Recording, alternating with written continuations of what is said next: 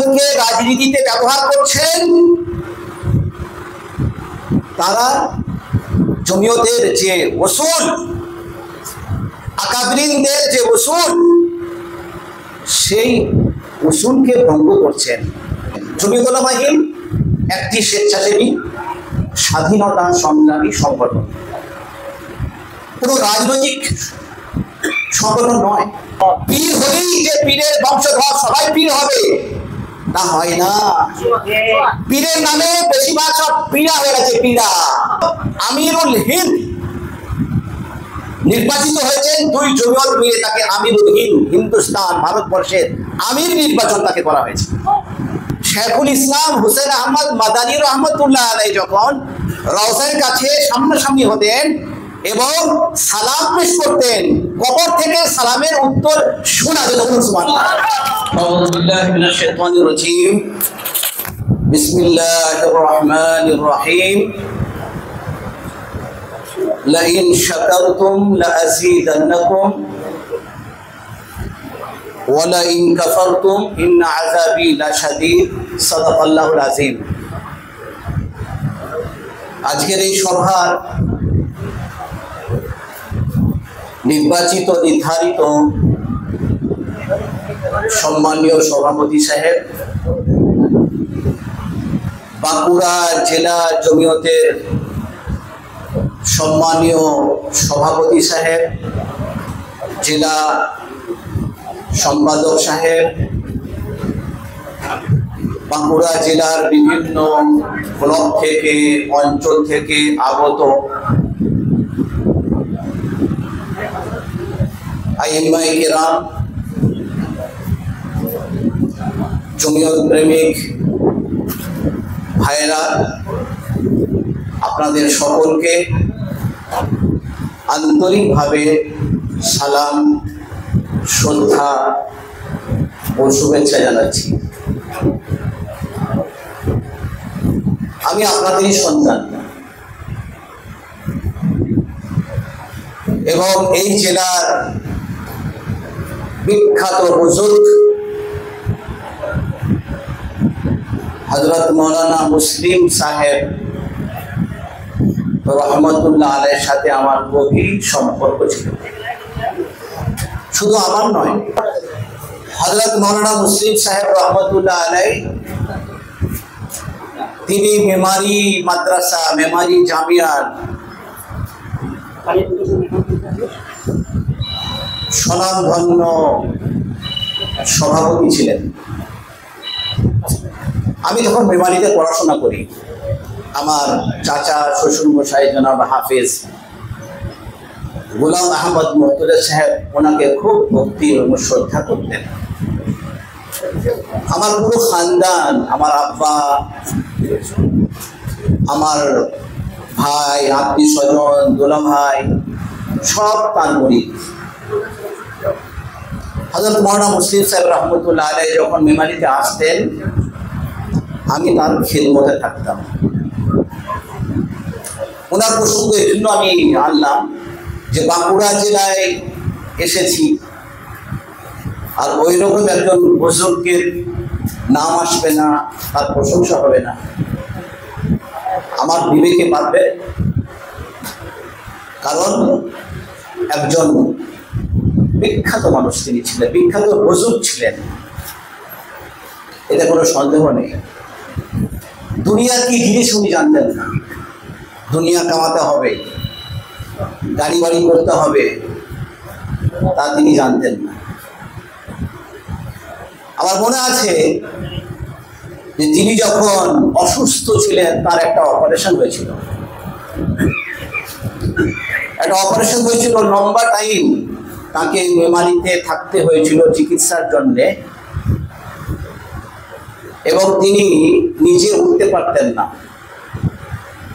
জনাব গোলাম আহমদ মুর্তজা সাহেব, আমার শ্বশুরমশাই চাচা, তার বাড়িতে তার থাকার ব্যবস্থা করা হয়েছিল, যাতে করে তিনি একা বিছানা থেকে উঠতে পারেন।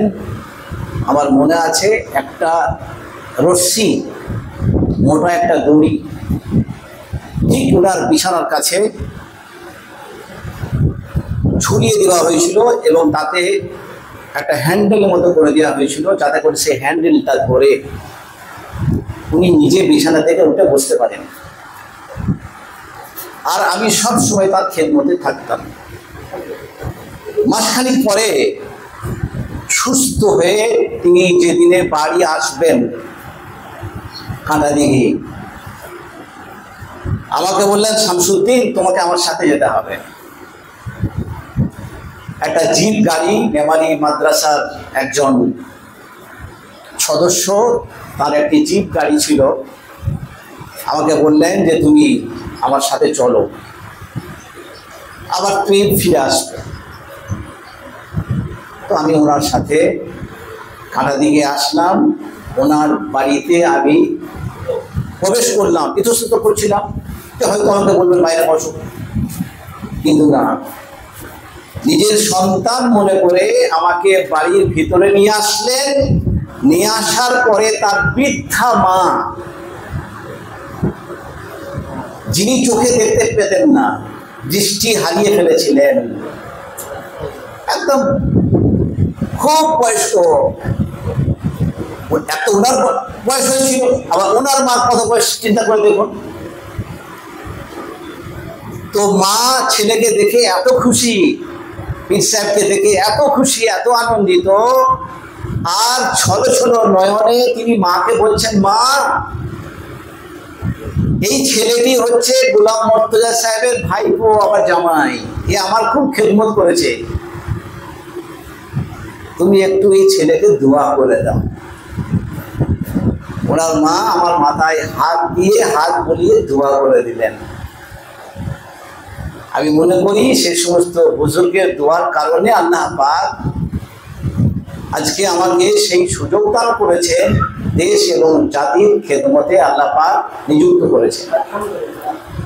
মেমারি জামিয়া, আপনারা জানেন যে মেমারি জামিয়া যেখানে প্রায়, যে ক্যাম্পাসে প্রায় ২৫০০ ছাত্র পড়াশোনা করছে। কত? প্রায় ২৫০০। মাদ্রাসাতে পড়াশোনা করে প্রায় ১৩০০ ছাত্র, আর মাদ্রাসা সংলগ্ন মাদ্রাসার একটা school, Mamun national school for boys,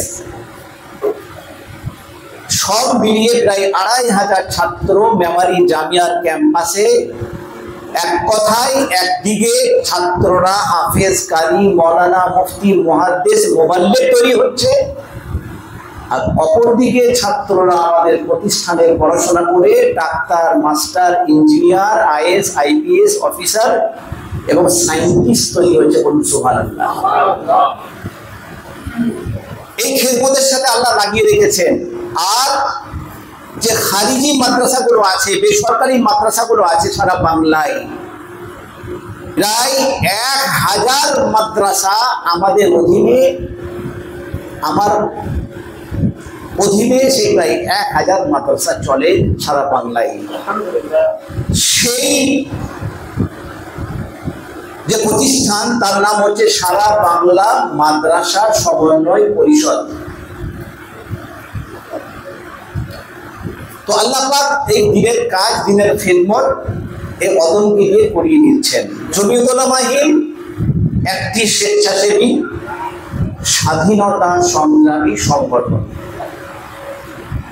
কোনো রাজনৈতিক সংগঠন নয়। এবং আজকের এই যে সভা, এটাও কিন্তু কোনো পলিটিক্যাল সভা নয়, রাজনীতির সাথে কোনো সম্পর্ক নেই। যারা জমিয়তকে রাজনীতিতে ব্যবহার করছেন, তারা জমিয়তের যে উসুল, আকাবরিনদের যে উসুল, সেই উসুলকে ভঙ্গ করছেন। জমিয়তের প্ল্যাটফর্ম এমএলএ, এমপি, মন্ত্রী তৈরি হওয়ার প্ল্যাটফর্ম নয়। রাজনীতির ঊর্ধ্বে থেকে দেশ ও জাতির সেবা করা, এটা হচ্ছে জমিয়তুল উলামা হিন্দের কাজ। আজকে এই সমাবেশের, এই সভার যিনি প্রধান অতিথি, আপনারা থাকবেন স্বাধীনতা সংগ্রামী, ফ্রিডম ফাইটার শেখুল ইসলাম হুসেন আহমদ মাদানী রহমতুল্লাহ আলাইহি, যিনি মদিনা শরীফে মসজিদে নববীতে প্রায় 20 বছর হাদিস পড়িয়েছেন, প্রায় 20 বছর হাদিস পড়িয়েছেন। এত বড় তিনি বুজুর্গ ছিলেন, এত বড় তিনি বুজুর্গ ছিলেন। আমি আপনাদেরকে তার জীবনের ছোট্ট একটা ঘটনা বলছি। তিনি মসজিদে নববীতে হাদিস পড়ান, হাদিসের দর্স দেন, আর আল্লাহর নবী সাল্লাল্লাহু আলাইহি সাল্লামের রওজায়ে মুবারক, সেই রওজায়ে মুবারকে দরুদ ও সালাম পেশ করার জন্য হাজিরি দিতেন। হয়তো এই মজলিসে অনেক হাজি সাহেবরা আছেন, দেখে থাকবেন, মক্কা মদিনা শরীফ যারা গেছেন দেখে থাকবেন, কোন মুসলিম কান্ট্রি, কোন রাষ্ট্রনায়ক,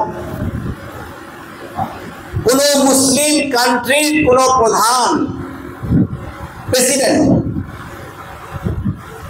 প্রধানমন্ত্রী এরকম কেউ আসলে তার পিছনে সিকিউরিটি এবং বহু মানুষের ভিড় লেগে যায় তাকে দেখার জন্য।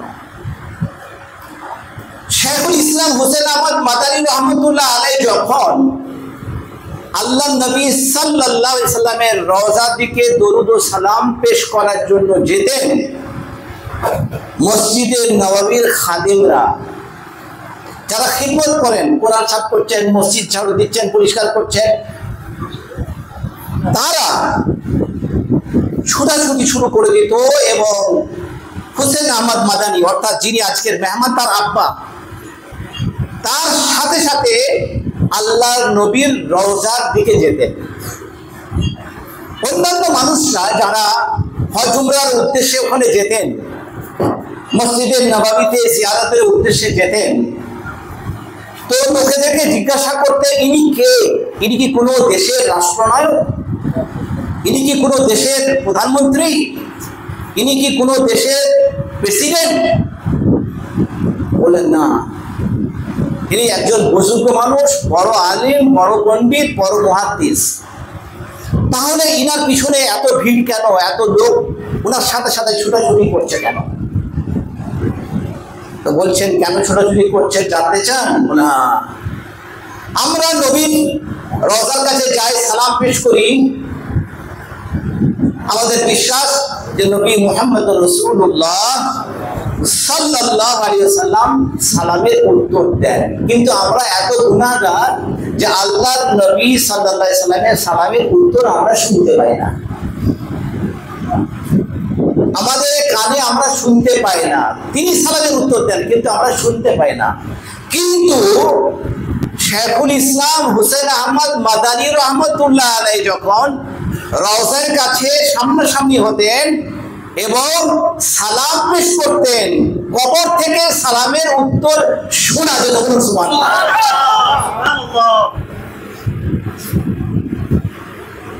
তিনি একা নয় যে শুনছেন, তার সাথে যারা থাকতেন ওই জায়গায় তারাও সেই সালামের উত্তর শুনতে পেতেন। বলুন সুবহানাল্লাহ। তাহলে কত বড় তিনি বুজুর্গ ছিলেন, একটু চিন্তা করে দেখুন। তারই সুযোগ্য সন্তান 3 জন। একজন হলেন ফিদায়ে মিল্লাত হযরত মাওলানা আসাদ মাদানী রহমতুল্লাহ আলাইহি। আপনাদের মধ্যে অনেকে তাকে দেখেছেন। দোয়া করি আল্লাহ পাক তাকে যেন জান্নাতুল ফেরদাউস দান করেন। আর তার বড় ভাই হযরত মাওলানা সৈয়দ আরশাদ মাদানী দামাত বরকাতুহুম, যিনি আমাদের ওস্তাদ, দারুল উলুম দেওবন্দে তার কাছ থেকে আমরা হাদিস পড়েছি। বিখ্যাত আলেম, বিখ্যাত পণ্ডিত, বিখ্যাত মুহাদ্দিস, এবং 2 জমিয়ত মিলে,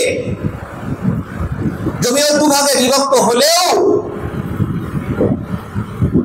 এই 2 জমিয়ত মিলে সলা পরামর্শ করে হযরত মাওলানা সৈয়দ আরশাদ মাদানী দাওয়াত বরকাতুহুম, যিনি আমাদের জমিয়ত উলামা হিন্দের সর্বভারতীয় সভাপতি এবং আমিরুল হিন্দ, নির্বাচিত হয়েছেন। দুই জমিয়ত মিলে তাকে আমিরুল হিন্দ, হিন্দুস্তান ভারতবর্ষের আমির নির্বাচন তাকে করা হয়েছে। এবং দারুল উলুম দেওবন্দ, সে দারুল উলুম দেওবন্দের ফয়েজ বরকত শুধু বাংলায় নয়, সারা ওয়ার্ল্ডে আছে। সেই দারুল উলুম দেওবন্দের বর্তমানে তিনি প্রধান শিক্ষক, সদরুল মুদাররিসিন। রাবেতায়ে আলমী ইসলামিয়া একটা ইন্টারন্যাশনাল একটা সংগঠন, সেই সংগঠনের তিনি একজন বিশেষ সদস্য। ইন্টারন্যাশনাল ব্যাপী কোনো মিটিং কনফারেন্স হলে হযরত মাওলানা সৈয়দ আরশাদ মাদানী দামাত বরকাতুহুম তিনি আমন্ত্রণ পেয়ে থাকেন। সেই আরশাদ মাদানী সাহেবের পরে তার যে ছোট ভাই স্বাধীনতা সংগ্রামী হোসেন আহমদ মাদানী রহমতুল্লাহ আলাইহির ছোট ছেলে হযরত মাওলানা সৈয়দ আরশাদ মাদানী সাহেব, যিনি বর্তমানে জমিয়ত উলামা হিন্দের সর্বভারতীয় জমিয়ত উলামা হিন্দের সহ সভাপতি, তিনি উপস্থিত হয়েছেন আপনার জেলায়, আপনার অঞ্চলে, আপনার এখানে। বলুন সুবহানাল্লাহ। আমরা অনেকে বেশিরভাগই মনে হবে যে তারা আব্বা স্বাধীনতা সংগ্রামী ছিলেন, ফ্রিডম ফাইটার ছিলেন, তাকে সচক্ষে দেখার সৌভাগ্য আমাদের হয়নি। কিন্তু তার শরীরের রক্ত তার ছেলের মধ্যে আছে, তার সন্তানের মধ্যে আছে। মহারাষ্ট্র জমিয়ত উলামা হিন্দের জিম্মেদার ছিলেন গুলজার সাহেব আজমি রহমতুল্লাহ আলাইহি। আমি তার কাছ থেকে শুনেছি, তার মুখ থেকে শুনেছি, যদি কেউ বলে, জিজ্ঞাসা করে যে হোসেন আহমদ মাদানী রহমতুল্লাহ আলাইহির চেহারা কেমন ছিল, দেখতে তিনি কেমন ছিলেন, তো তার তিনটি ছেলের মধ্যে ছোট ছেলে আরশাদ মাদানী সাহেবকে দেখে নাও, তার চেহারা আরশাদ মাদানী সাহেবের চেহারার সাথে হোসেন আহমদ মাদানী রহমতুল্লাহের চেহারা হুবহু মিল আছে। বলুন সুবহানাল্লাহ। সুতরাং এইরকম একজন মেহমানকে আপনারা পেয়েছেন, আপনারা এর জন্য আনন্দিত কি বলুন? আনন্দিত নন? এটা আমাদের জন্য চরম পরম সৌভাগ্য। কিন্তু দুঃখের বিষয়, কিছু মানুষ আমাদেরকে ভুল বুঝে ওনাদেরকে আনছো কেন, ওনাদেরকে ডাকছো কেন, আস্তাগফিরুল্লাহ বলুন, আস্তাগফিরুল্লাহ। পীর হলেই যে পীরের বংশধর সবাই পীর হবে তা হয় না। পীরের নামে বেশিরভাগ সব পীড়া হয়ে গেছে। পীড়া পীড়া মানে রোগে আক্রান্ত। একজন এত বড় বুজুর্গ ইন্টারন্যাশনাল ফিগার, তিনি বাঁকুড়া জেলায় পায়ে ধুলো দিবেন, তার সাথে সালাম করার সৌভাগ্য হবে, তার দোয়া নেওয়ার সৌভাগ্য হবে, তার কাছ থেকে মূল্যবান কথা শুনবো, আর আমি তার বিরোধিতা করছি। আল্লাহ পাক তাদেরকে সুবুদ্ধি দান করুন। আল্লাহুম্মা আমিন। আল্লাহ পাক তাদেরকে হিদায়াত দান করুন। আল্লাহুম্মা আমিন। এটা খুব দুঃখের, খুব বেদনা। আল্লাহ পাক কোরআনে বলেছেন, আমার কথা নয়, আমি আমার বাপদাদার ঘটনা কাহিনী কালকুলেট শোনাতে আমি আপনাদের আসিনি। আল্লাহ পাক কোরআনে বলেন, তাআওয়ানু আলাল বিররি ওয়াত তাকওয়া ওয়া লা তাআওয়ানু আলাল ইসমি ওয়াল উদওয়ান। এখানে অনেক হাফেজ সাহেবরা আছেন, ইমাম সাহেবরা আছেন, আলেম সাহেবরা আছেন। আল্লাহ বলেন, যত রকমের ভালো কাজ আছে, উত্তম কাজ আছে, নেক কাজ আছে, তার সাথে সহযোগিতা করো। আর যদি গুনার কাজ হয়, অহিত কাজ হয়, তাহলে কোনো সাহায্য সহযোগিতা করো না। আজকে আপনাদের কাছে যে উনি এসেছেন, আমরা এসেছি, আমরা কি আপনাদেরকে এই কথা বলতে এসেছি অমুক পার্টিকে ভোট দাও? আমরা কি আমাদের বাপদাদার কাহিনী শোনাতে এসেছি? মোটেই না। দেশ যে স্বাধীন হয়েছে, দেশ যে স্বাধীন হয়েছে, এই স্বাধীনতার পিছনে যাদের অবদান আছে তার মধ্যে উল্লেখযোগ্য নাম হযরত মাওলানা সৈয়দ হোসেন আহমদ মাদানী রহমতুল্লাহ আলাইহি, যিনি একটা লম্বা সময় জেল খেটেছেন, ইংরেজের বিরুদ্ধে সংগ্রাম করেছেন, জানের বাজি লাগিয়েছেন। সেই জমিয়ত উলামা হিন্দের ব্যানারে আজকের এই সভা। জমিয়তের উদ্দেশ্য কি? জমিয়তের কাজ কি? জমিয়তের উদ্দেশ্য এ নয় যে আমি কিছুদিন পরে আপনাদের কাছে আসবো আর বলবো আমি বিধানসভায় দাঁড়াবো, আমাকে ভোট দাও, দিয়ে আমাকে এমএলএ করে দাও, দিয়ে আমার লালবাতি আর নীলবাতি ব্যবস্থা করে দাও, আর আমার ছেলে নাতি পোতা সবাইকে চাকরি করে দিব, আর তোমরা বুড়ো আঙুল চুষো, তোমরা বুড়ো আঙুল চুষো।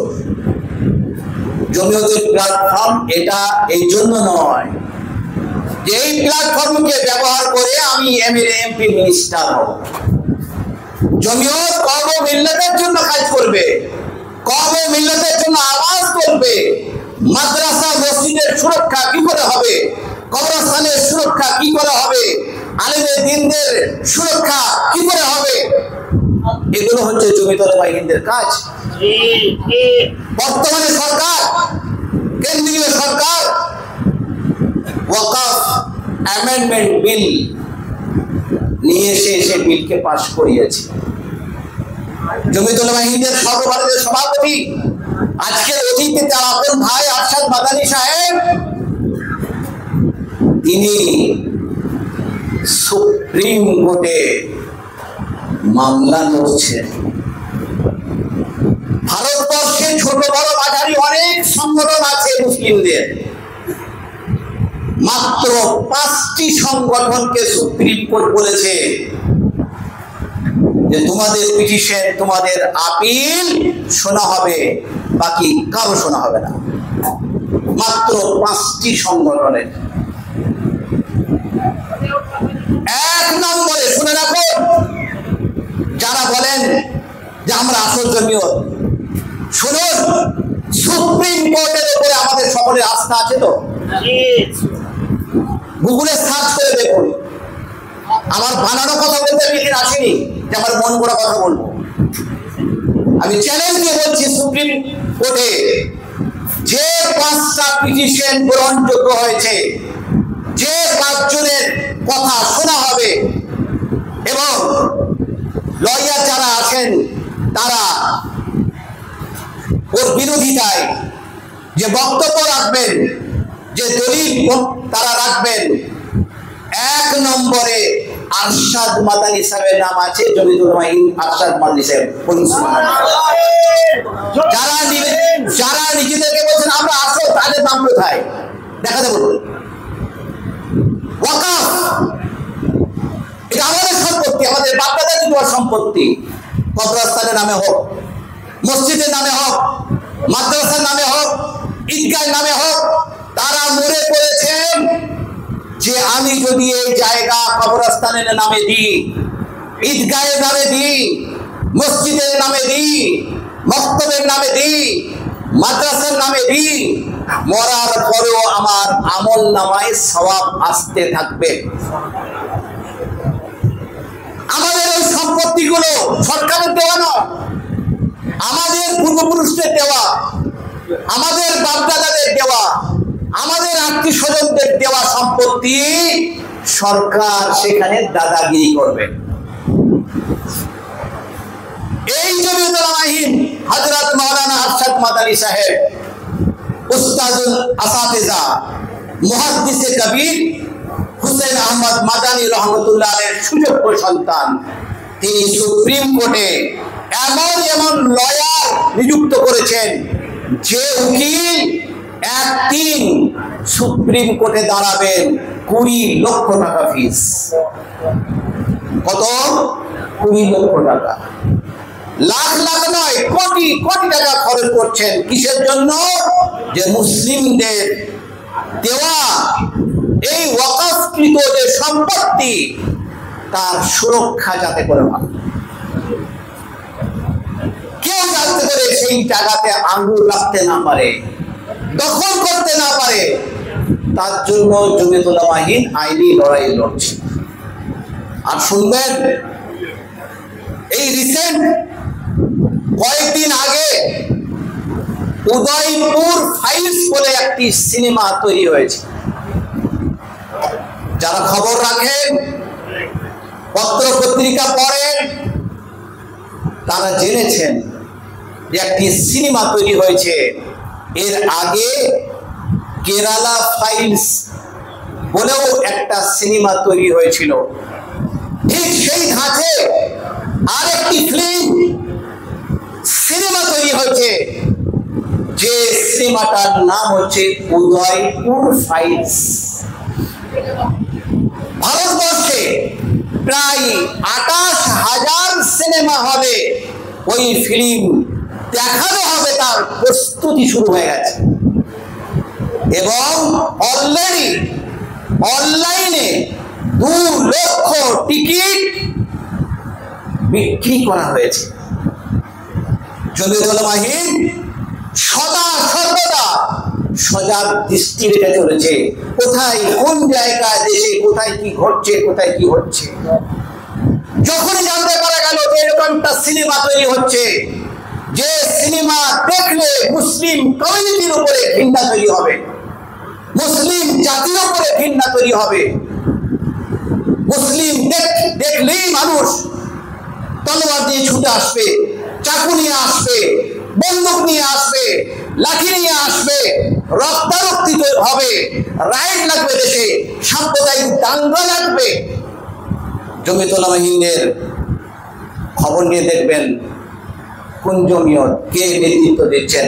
হযরত মাওলানা সৈয়দ আরশাদ মাদানী সাহেবের জমিয়ত আলহামদুলিল্লাহ আইনি লড়াই লড়ছেন, হাইকোর্টে গেছেন, দিল্লি হাইকোর্টে গেছেন এবং সুপ্রিম কোর্টের জেনারেল লয়ার কপিল সিব্বল, যিনি একদিন সুপ্রিম কোর্টে দাঁড়াবেন 15 লক্ষ টাকা ফিস, তাকে অনুরোধ করে যে আপনি তো সুপ্রিম কোর্ট ছাড়া কোনো কোর্টে যান না, দেশের জন্য, জাতির জন্য, দেশে যাতে করে দাঙ্গা না লাগে তার জন্য যদি আপনি দয়া করে সুপ্রিম কোর্ট থেকে একটু হাইকোর্টে যান, তার প্রেস্টিজে লাগবে তো।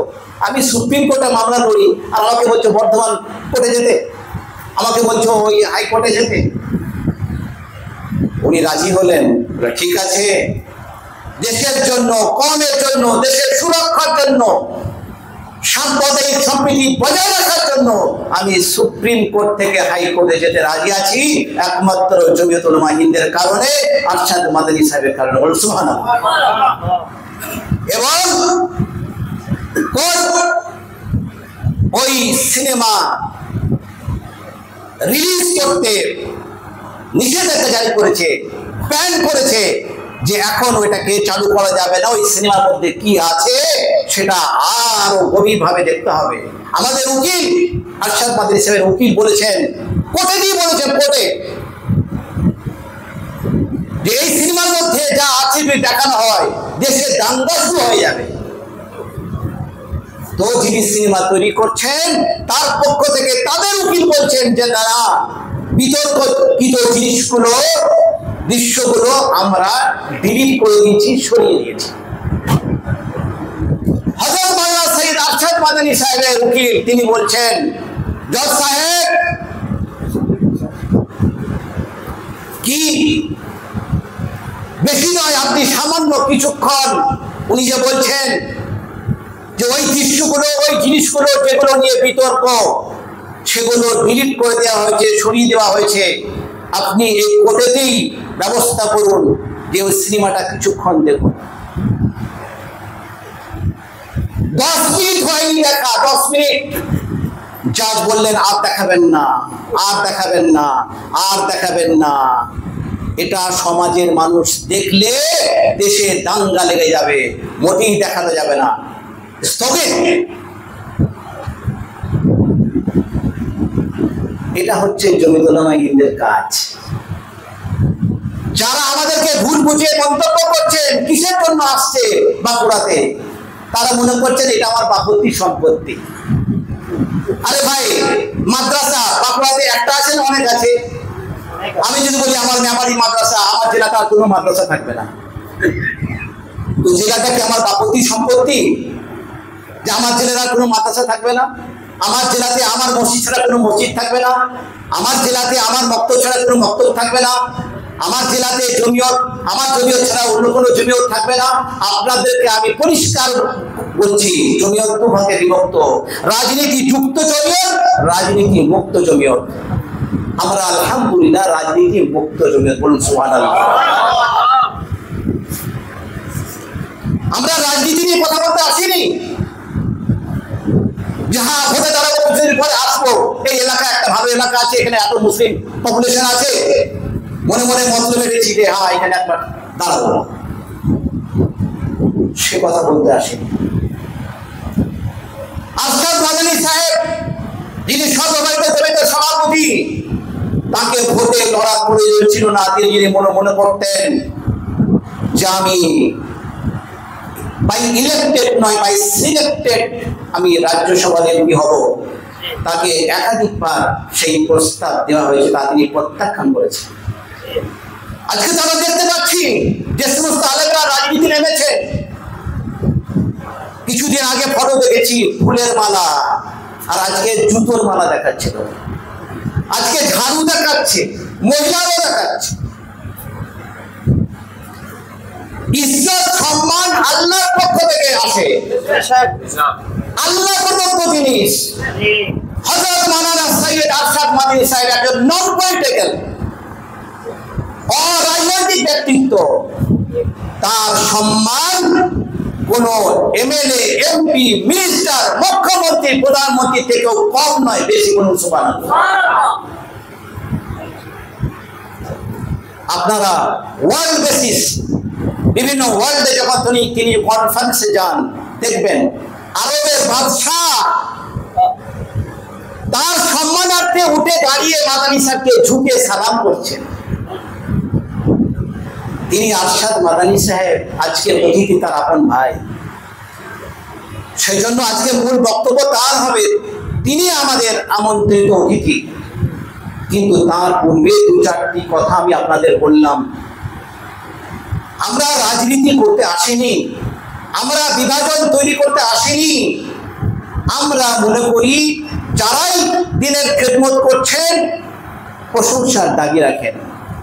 কখনো আমাদের মুখ থেকে এরকম কথা বের হয় না যে হ্যাঁ এরা একটা সমাবেশে গেছে, কেউ যদি জিজ্ঞাসা করে যাবো, হ্যাঁ যাও। দাওয়াতের তাবলীগের মেহনত দুভাগে বিভক্ত হয়েছে, বিভিন্ন মসজিদে আসে, স্যার সাহেবের লোকেরাও আসে, সুরাওয়ালাদের, সবাই আমাদের আকাবিরিন, সবাই কোরআন হাদিসের কথা বলেন, দ্বীনের কথা বলেন। ভাই যেই মসজিদে আসবে কোন পন্থী দেখা দরকার নাই, আল্লাহ আল্লাহ রসুলের কথা বলতে এসেছেন, আপত্তি কোথায়? হ্যাঁ রাজনীতি নিয়ে যে কথা বলতে আসেন, আপত্তি। আল্লাহ আল্লাহ রসুলের কথা বলবেন, আপত্তি কোথায়? সেখানে আমাদেরকে ভুল বুঝে এরকম মন্তব্য করে, এরকম দুঃখের বেদনা। সেই জন্য ভাই, আল্লাহ পাক আমাদেরকে জ্ঞান, বিবেক, বুদ্ধি দিয়েছেন। আমি আপনাদের মধ্যে বিদ্বেষ সৃষ্টি করতে চাই না, তারাও আমাদের শ্রদ্ধেয়। আমি তো বললাম হযরত মাওলানা মুসলিম রহমতুল্লাহ আলাইহ, আমি মাওলানা আকিল সাহেবকে নিজে ফোন করলাম যে আমার দিল চাইছিল এত বড় একজন বুজুর্গ, আজকে যদি মাওলানা মুসলিম সাহেব রহমতুল্লাহ আলাইহ বেঁচে থাকতেন, আমি কসম খেয়ে বলতে পারতাম তিনি নিজে আজকে আসতেন হুসেন আহমদ মাদানী ছেলের সাথে সাক্ষাৎ করেন, এবং তিনি দাওয়াত দিতেন, আমন্ত্রণ জানাতেন। আমি মাওলানা আকিল সাহেবকে বললাম বাঁকুড়ার প্রোগ্রামে আসছেন হুসেন আহমদ মাদানী রহমতুল্লাহ আলাইহির সুযোগ্য সন্তান, আমার দিল চাইছিল যে আব্বা হযরত মাওলানা মুসলিম সাহেব রহমতুল্লাহ আলাইহির কবরটা তিনি জিয়ারত করবেন আর মাদ্রাসাকে একটু দোয়া করে দেবেন। প্রথমে বললেন হ্যাঁ, আর 2 দিন পরে ফোন করে বললেন কিসের জন্য আসছো ভাই? কি দরকার এখানে আসা? কেন ফিতনা সৃষ্টি করতে আসছো? এটা খুব দুঃখের, খুব বেদনা। আমরা চেয়েছিলাম যে হ্যাঁ ফিরবো যখন, তখন হযরতের কবরটাও জিয়ারত করা হবে, মাদ্রাসাটাও দেখানো হবে, আর এরকম একজন বড় মাপের মানুষ তিনি হাত তুলে দোয়া করে দেবেন। তার মানে দিনের কাজ আমি কি করে করবো যদি আমার মনের মধ্যে সংকীর্ণতা থাকে? সিদ্দিকুল্লাহ চৌধুরী সাহেব, আমার কোনো বাধা নেই, কথা রেকর্ড হচ্ছে, কোনো অসুবিধা নেই। সিদ্দিকুল্লাহ চৌধুরী সাহেব আমার কাছে আসছেন, আমরা এক টেবিলে চা বিস্কুট কেক খাচ্ছি। আবার আমরা উনার বাড়িতে যাচ্ছি, আজকের মেহমান এই কিছুদিন আগেই সিদ্দিকুল্লাহ চৌধুরী সাহেবের বাড়িতে তিনি দাওয়াত দিয়েছিলেন, এক দস্তরখানায় বসে চৌধুরী সাহেব, উনি, আমি একসাথে খেয়েছি। এটাই তো ভাবা উচিত। ভাই আপনি অন্য জমি করেন, কোনো অসুবিধা নেই, যার সাথে মন লাগবে কোনো অসুবিধা নেই। চাচা ভাতিজা, আমরা তার চাচার সাথে আছি, অর্থাৎ মাহমুদ সাহেবের চাচার সাথে আছি, তিনি দারুল দেওবন্দের সদরুল মুদারিসিন, চাচা ভাতিজা একসাথে বসছেন, একসাথে গল্প করছেন, একসাথে খাচ্ছেন, একসাথে আলোচনা করছেন, একসাথে মজলিস করছেন, একসাথে মিটিং করছেন, একসাথে কনফারেন্স করছেন। আর সেখানে বলা হচ্ছে ভাই বাঁকুড়ায় খবরদার আসবে না, খবরদার বাঁকুড়ায় ঢুকবে না, দেখে নেবো। আর কারা নিয়ে আসছে তাদেরকেও দেখে নেবো, যারা নিয়ে এসে তাদেরকে হুমকি দিয়েছে তোমাদের কোমর ভেঙে দেবো, এই করে দেবো, সেই করে। আলেমদের কাজ মার্ডার করা, আলেমদের কাজ মারপিট করা, আলেমদের কাজ রক্তারক্তি করা। আমাকে এই জমিয়তের দায়িত্ব নেওয়ার কারণে, এই দায়িত্ব আমি নিজে থেকে নিইনি। হযরত মাওলানা সৈয়দ আরশাদ মাদানী সাহেব অত বড় বুজুর্গ, অত বড় পণ্ডিত, অত বড় আলেম, যার শিষ্য, যার যার ছাত্র সারা ভারতবর্ষে নয় সারা ওয়ার্ল্ডে হাজার হাজার আছে। আমিও তার একটি ছাত্র। 2007 সালে তিনি আমাকে বললেন যে তোমাকে জমিয়তের একটু দায়িত্ব নিতে হবে। আমার স্পর্ধা হয়নি।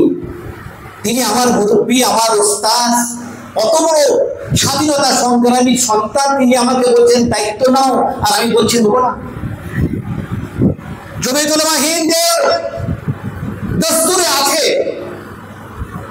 যে জমিয়তের রাজ্য সভাপতি, রাজ্য সম্পাদক চাইলে জমিয়ত থেকে বেতন হাদিয়া নিতে পারে। আলহামদুলিল্লাহ, কারা কতটা নিচ্ছেন আমি সে কথা বলবো, কিন্তু আলহামদুলিল্লাহ 2007 সাল থেকে নিয়ে 2025 5টি পয়সা জমিয়তুল উলামা হিন্দ থেকে বেতন বা হাদিয়া স্বরূপ আমি আজ পর্যন্ত নিয়ে বলুন সুবহানাল্লাহ। যে গাড়ি আমি ব্যবহার করি, 2-3টে গাড়ি, আমার ব্যক্তিগত গাড়ি, আমি ব্যবসা করি, আমার ফার্নিচারের ব্যবসা, আমার ড্রাই ফ্রুটসের ব্যবসা, আমার জমি জায়গা কেনা বেচার ব্যবসা, আমি ফি সাবিলিল্লাহ জমিয়তের খেদমত করে আসছি। আমি চাইলে জমিয়ত থেকে কিছু দিতে পারতাম, আলহামদুলিল্লাহ চেষ্টা করি হাতটাকে উপরে রাখা, দেওয়ার মানসিকতা রাখি, নেওয়ার মানসিকতা নয়। আর আপনারা দেখে নেন সবসময় দাও দাও দাও দাও দাও দাও, এই রুমাল পেড়ে দিচ্ছি, রুমালে দাও। কলকাতাতে দেখেছেন, জেলায় দেখেছেন, কোনো সমাবেশ এমন নেই যে সমাবেশে দেখেন না যে রুমাল পাতে নাই, রুমাল পাতে আর টুকি নিয়ে চলে যাবে। আল্লাহ শুকর, আমরা কাজ করার মানসিকতা রাখি। নিজের প্রশংসা করতে নেই, প্রশংসা সব আল্লাহ। আল্লাহ আল্লাহ তাআলা এই বাংলাতে বহু জেলাতে যেখানে পানীয় জলের ব্যবস্থা ছিল না, আমরা সংগঠনের মাধ্যমে, আমাদের সোসাইটি ট্রাস্টের মাধ্যমে শত শত নয় হাজার হাজার পানীয় জলের ব্যবস্থা করেছি। যে গ্রামে নামাজ পড়ার ব্যবস্থা নেই, মসজিদ নেই, ইবাদতখানা নেই, আমরা সেখানে ইবাদতখানার ব্যবস্থা, নামাজ পড়ার ব্যবস্থা একটা দুটো নয় শত শত করেছি। বলুন আলহামদুলিল্লাহ। আপনাদের জেলার এই মাওলানা সাহেব, ইনার বাবা একজন পীর সাহেব ছিলেন, ইনি যে মসজিদে থাকেন সেই মসজিদটাও এই অধমের তৈরি করে দেওয়া। বাঁকুড়া জেলাতে কয়েকটা মসজিদ আল্লাহ পাক এই আমাদের দ্বারা করে নিয়েছেন। বলুন আলহামদুলিল্লাহ। আমাদের টার্গেট এই কারা আমাদের সাথে আছে কারা আমাদের সাথে নেই আমরা সেই বিচার করি না। দিনের প্রয়োজন, দিনের তাকাজা, সেটাই হোক না কেন। আকিল সাহেবের আমার বলতে কোনো জানাই, আকিল সাহেবের ভাগনা ফারুক আব্দুল্লাহ সাহেব, তিনি আমাকে বললেন কারি সাহেব আমার অমুক এলাকাতে মসজিদের দরকার। আমি ঠিক আছে ইনশাল্লাহ করে দেওয়া হবে, দেখে আসবেন কেমন মসজিদ তৈরি হয়েছে। কিন্তু ভুল বুঝে মানুষ যদি বিরোধিতা করে, বাঁকুড়ায় আসবে ঠ্যাং ভেঙে দেবো, বাঁকুড়ায় আসবে তোমার গাড়ি ভেঙে দেবো। কাজ আরো অনেক করার প্রয়োজন আছে, করা যায়, কিন্তু নেবার মানসিকতা নেই, উদারতা নেই। দিনের কাজ করতে গিয়ে বিরোধিতা, যেখানে আল্লাহ হুকুম করছেন তাআওয়ানু আলাল বিররি ওয়াত তাকওয়া, নেক কাজে ভালো কাজে সাহায্য সহযোগিতা করো, আর সেখানে বিরোধিতা। দুঃখ লাগে না ভাই? বেদনা লাগে না?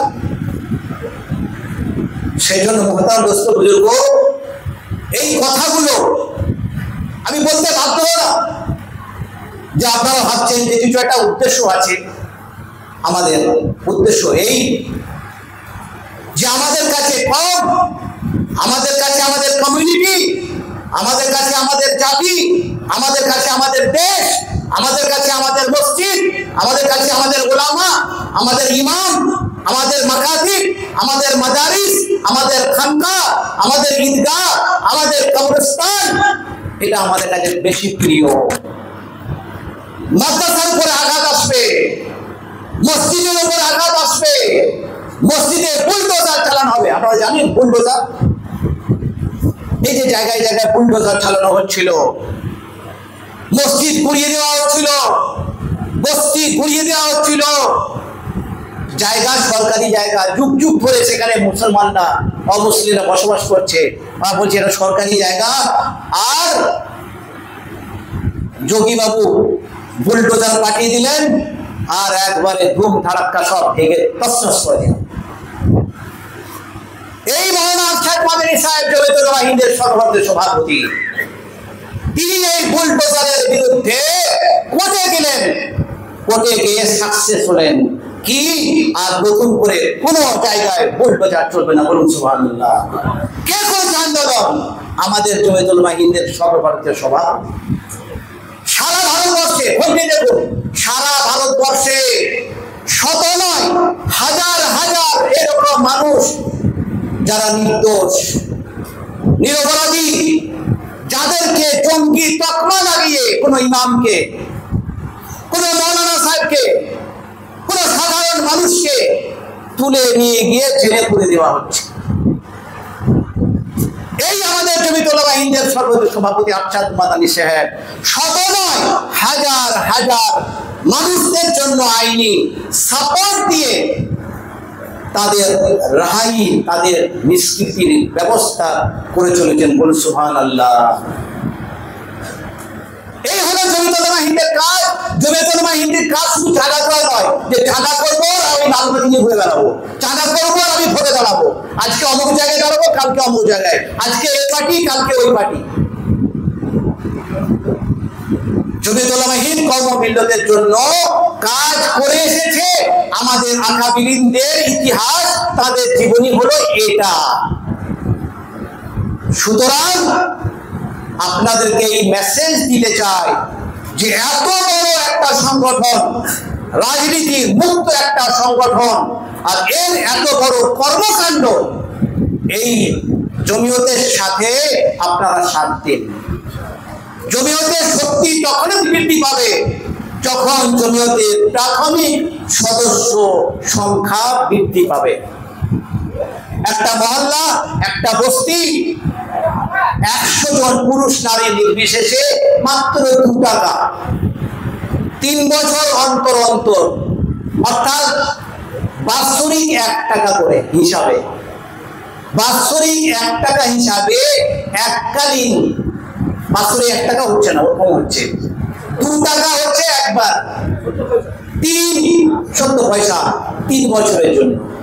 পুরুষ নারী নির্বিশেষে প্রাপ্তবয়স্ক বা প্রাপ্তবয়স্ক হলে জমিয়তের সদস্য হওয়া যায়। নিয়ে সেটা একটা গ্রাম্য কমিটি হলো। কয়েকটা গ্রাম্য কমিটি থেকে নিয়ে একটা আঞ্চলিক কমিটি হবে, ব্লক কমিটি। এই ব্লক কমিটি থেকে আবার হবে জেলা কমিটি, জেলা কমিটি থেকে হবে রাজ্য কমিটি, রাজ্য কমিটি থেকে হবে সেন্ট্রাল কমিটি। সুতরাং আপনাদেরকে বলবো যে আপনারা এই অরাজনৈতিক স্বেচ্ছাসেবী স্বাধীনতা সংগ্রামী সংগঠনের সাথে যুক্ত হন, যুক্ত হন, যুক্ত হয়ে কওম মিল্লাতকে বাঁচান, দেশকে বাঁচান, জাতিকে বাঁচান। আমাকে আমার ফ্যামিলিকে বাঁচাবার ফিকির করতে হবে না, আমার লালবাতি কি করে হবে সেই ফিকির করার কথা বলতে আমি আপনাদেরকে আসেনি।